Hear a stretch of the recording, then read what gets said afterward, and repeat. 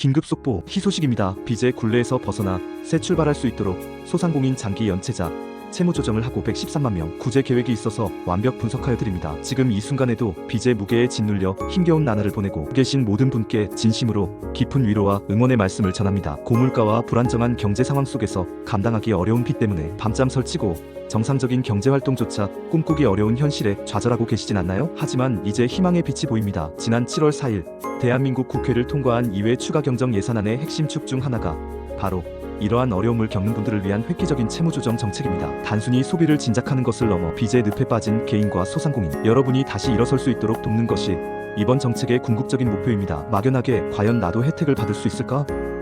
어떻게 신청해야 할까? 새로운 희망을 찾을 수 있을까? 같은 궁금증과 불안감을 가지고 계실 여러분을 위해 저는 이 복잡한 정책을 가장 쉽고 명확하게 설명해 드릴 것입니다. 지금부터 1조 1천억 원이라는 막대한 예산이 투입되는 이번 채무조정 프로그램이 어떻게 여러분의 삶을 변화시킬 수 있는지 그 모든 과정을 상세히 분석해 드리겠습니다. 함께 빚의 굴레를 끊고 새로운 경제활동의 장으로 힘찬 발걸음을 내디뎌 봅시다. 2025 민생회복 이막 채무조정 정책의 모든 것을 살펴보겠습니다. 2025년 하반기 민생회복지원 금소비 쿠폰에 이어 서민과 소상공인의 재기를 돕는 채무조정 프로그램이 드디어 민생회복 이막을 엽니다. 금융위원회 주도로 총 1조 1천억 원의 추가 경정 예산이 투입되는 이번 정책은 크게 두 가지로 나뉩니다. 바로 장기 연체채권 소각 프로그램과 소상공인 자영업자 채무조정 프로그램인 새출발기금 확대입니다. 각 프로그램의 구체적인 내용과 여러분이 궁금해할 만한 핵심 포인트를 지금부터 집중적으로 살펴보겠습니다. 1조 1천억 원 투입, 어떤 분야에 쓰이나요? 이번 채무조정 정책의 핵심은 바로 배드뱅크를 통한 장기 연체채권 매입 및 소각, 그리고 소상공인 자영업자 새출발기금 지원 확대입니다. 먼저 장기 연체채권 소각 프로그램에는 4천억 원이 투입됩니다. 대상 채무는 7년 이상 장기 연체되었고 총 채무액이 5천만 원 이하인 채권입니다. 이 프로그램의 핵심 목표는 이러한 채권을 정부가 일괄적으로 매입하여 소각하거나 채무자의 상환 부담을 대폭 완화하는 것입니다. 내 모든 빚이 자동으로 사라지나요? 라고 궁금해하실 수 있지만 자동으로 사라지는 건 아닙니다. 정부가 설립할 배드뱅크에서 채권을 매입하여 관리하며 자격 요건을 충족하는지 확인 후 정해진 절차에 따라 신청해야 혜택을 받을 수 있습니다. 추진 일정은 2025년 8월 이른바 배드뱅크가 설립될 예정이며 10월부터는 본격적으로 연체채권 매입이 시작됩니다. 이를 통해 113만 명에 달하는 장기 연체자의 채무조정이 가능할 것으로 기대됩니다. 다음으로 소상공인 자영업자 채무조정 프로그램 즉 새출발기금 확대에는 7천억 원이 투입됩니다. 지원 대상이 크게 확대되는데요. 기존에는 2020년 4월부터 2024년 11월 중 사업을 영위한 소상공인 자영업자였지만 이제는 2020년 4월부터 2025년 6월 중 사업을 영위한 소상공인 자영업자까지 지원 대상을 넓힙니다. 과거에 사업을 하다 망했어도 지원받을 수 있나요? 라고 궁금해하셨다면 네, 해당 기간 내 사업을 운영하셨다면 지원 대상에 포함될 가능성이 있습니다. 자세한 자격 요건은 9월 중 시행될 세부 지침을 확인해야 합니다. 특히 저소득 차주에 대한 지원이 크게 강화됩니다. 총 채무가 1억 원 이하인 중위소득 60% 이하의 저소득 소상공인에게는 무담보 채무, 원금 감면율이 기존 6,080%에서 최대 90%까지 대폭 상향됩니다. 빚의 원금을 최대 90%까지 탕감받을 수 있나요? 라는 질문에 대한 답은 네, 맞습니다입니다. 이는 상환 능력을 고려한 파격적인 지원입니다. 또한 분할 상환 기간도 최대 10년에서 최장 20년으로 확대되어 월 상환 부담을 크게 줄일 수 있습니다. 이 확대된 지원은 2025년 9월 중 시행될 목표입니다. 여기서 중요한 점, 이번 확대 프로그램을 통해 기존 대비 더 유리한 조건으로 채무 조정을 받을 수 있는 분들에게는 소급 적용될 예정이므로 이미 채무 조정을 받고 있는 분들도 혜택을 다시 한번 검토해 볼 필요가 있습니다. 새출발기금 저소득 차주 기준 중위소득 60% 채무 1억 원의 의미는 새출발기금의 저소득 차주 기준이 중위소득 60% 이하 및 총 채무 1억 원 이하로 설정된 배경에는 명확한 정책적 판단이 있습니다. 중위소득 60%라는 기준은 법원 개인회생 절차에서 인간다운 생활을 유지하기 위한 최소한의 생계비를 책정하는 기준과 동일합니다. 이는 단순히 빚을 탕감해주는 것을 넘어 최소한의 생계를 유지하며 정상적인 경제활동으로 복귀할 수 있도록 돕는 데 초점을 맞춘 것입니다. 연체가 지속되어 개인이 파산에 이르는 것보다 신속한 채무 조정을 통해 사회 전체의 비용을 절감하는 것이 훨씬 효과적이라는 판단이 작용한 것입니다. 총 채무한도 1억 원을 설정함으로써 저소득 연체 소상공인의 약 40%가 직접적인 혜택을 볼 것으로 예상됩니다. 이는 지원 효과를 극대화하여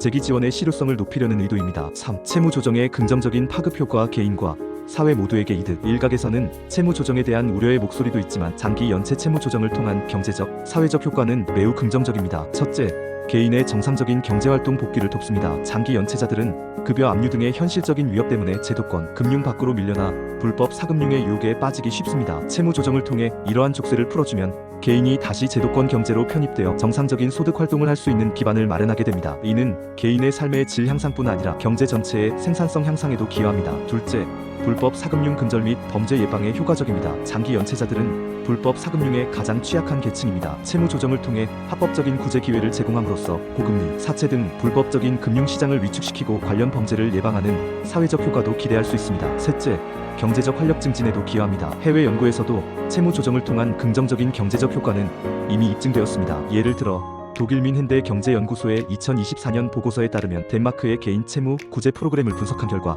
소득은 26% 상승하고 취업률은 11.7%포인트 증가한 것으로 나타났습니다. 이 외에도 소득, 고용, 자산 및 주택 보유율 증가, 고용 안정, 사망률 감소, 심리 안정 등 다양한 사회적 안정 효과가 장기간 지속된다는 연구 결과들이 있습니다. 4. 형평성 논란과 도덕적 해이에 대한 정부의 입장. 열심히 빚 갚는 성실 상환자에게 박탈감을 줄 수 있다는 비판과 채무자의 도덕적 해이 가능성에 대한 우려도 제기됩니다. 이에 대해 금융위원회는 다음과 같은 입장을 밝히고 있습니다. 정부는 성실하게 상환하고 있는 국민들의 마음에 깊이 공감하고 있습니다. 하지만 누구라도 경제적 어려움에 처할 수 있다는 점, 그리고 사회 약자를 지원하고 사회 통합을 도모하며 불법 사금융과 같은 범죄로부터 예방해야 한다는 정책적 목표를 헤아려 달라고 당부하고 있습니다. 주식 투자 실패로 생긴 빚도 채무 조정 대상이 되나요?